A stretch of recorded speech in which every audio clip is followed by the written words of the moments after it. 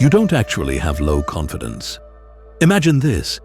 You walk into a room and instantly feel smaller than everyone there. The lighting feels brighter than it should. Conversations sound sharper. Your brain starts scanning automatically. Who looks more confident? Who seems more successful? Who belongs here more than me?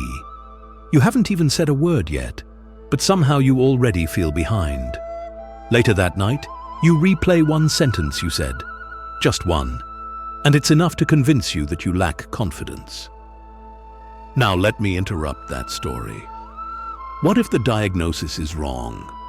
What if the thing you've been calling low confidence for years isn't low confidence at all? Stay with me here, because if you understand this properly, it will change how you walk into every room for the rest of your life. Here's the contradiction no one talks about. If you truly had low confidence, you would feel it everywhere, in every conversation, in every decision, in every environment. But you don't. There are moments where you're sharp, clear, funny, assertive. There are times when you give advice effortlessly, times when you defend someone without hesitation, times when you explain something you understand deeply and your voice doesn't shake at all. So why does it vanish in certain situations? Why does it evaporate in job interviews, in front of attractive people, during presentations, around authority figures? That's not a personality flaw. That's a pattern. And patterns can be understood. Most people believe confidence is a personality trait, something you're born with, like height, like eye color.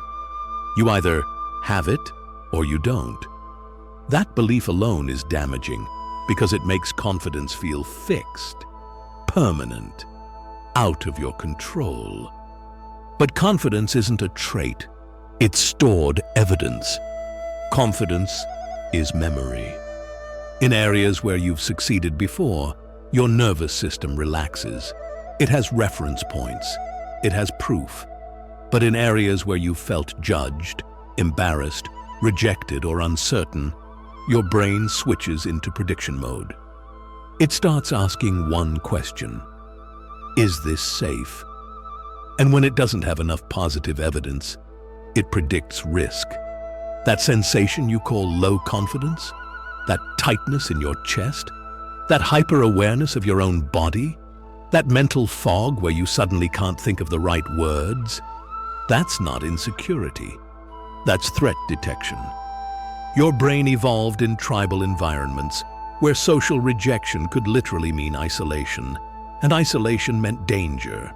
So your nervous system developed a scanner that constantly evaluates your social standing. Who has higher status? Where do I rank? Am I at risk of exclusion? The problem is, you're running ancient survival software in modern social situations. You're not in danger, but your body doesn't know that. Here's where it gets interesting. Confidence is not the absence of nerves. It's the interpretation of them. Confident people still feel activation. Their heart still beats faster. Their palms still sweat before big moments.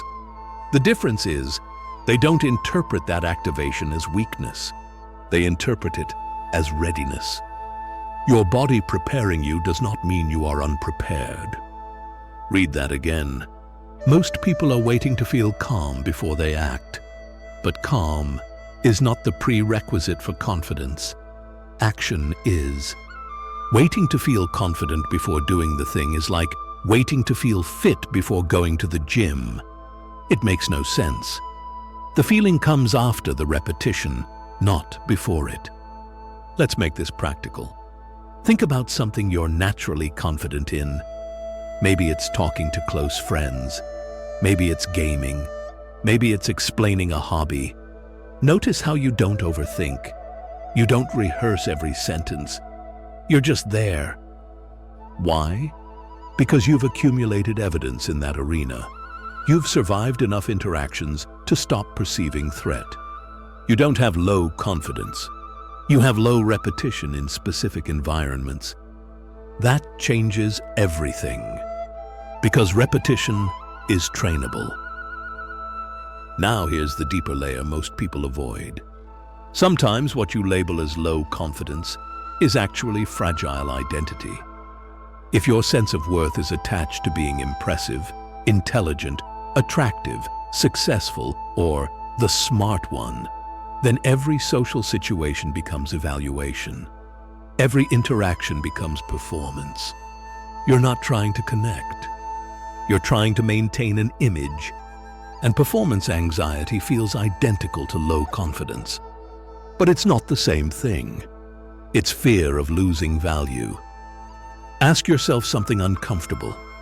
If you walked into a room and didn't try to impress anyone, who would you be?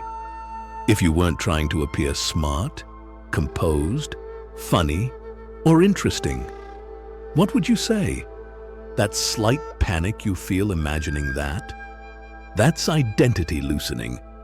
A lot of people were praised conditionally growing up.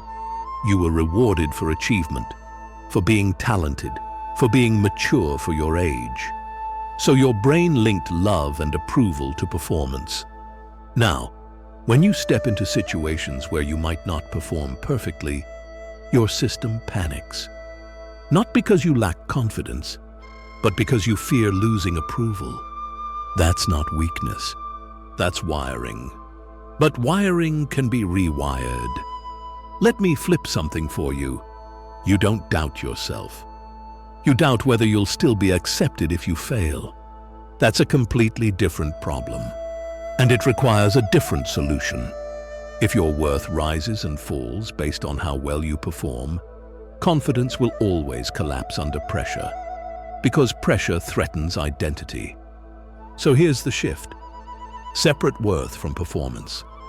Your ability to speak smoothly is a skill. Your ability to succeed is a skill. Your ability to impress is a skill. Skills can fluctuate. Worth does not. The moment your value stops being on the line, confidence stops being so fragile. Now let's confront something even more honest. Sometimes, low confidence is protection. If you tell yourself you're just insecure, you don't have to try fully. Because trying fully creates vulnerability. And vulnerability creates the possibility of discovering your limits. If you never fully step forward, you never fully fail. And that feels safer. So the mind says, I'm just not confident. Be honest with yourself. Are you afraid of failing? Or are you afraid of finding out how good you could actually be? That question alone separates comfort from growth. Now imagine this. You walk into that same room again. Your heart still beats faster. Your thoughts still move quickly. But this time, instead of saying, I'm not confident, you say, this is my body preparing me. You speak anyway. Not perfectly, not flawlessly, but you speak. And nothing catastrophic happens. The world doesn't collapse. People don't point and laugh. You survive. That survival becomes evidence.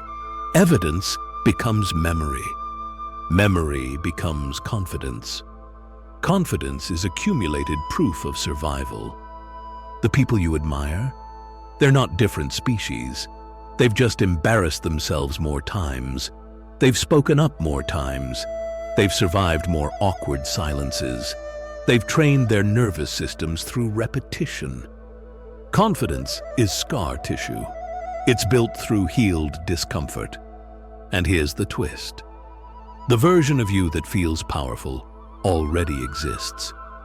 You've felt it before, in certain conversations, in certain moods, around certain people. That means it's not a fantasy identity.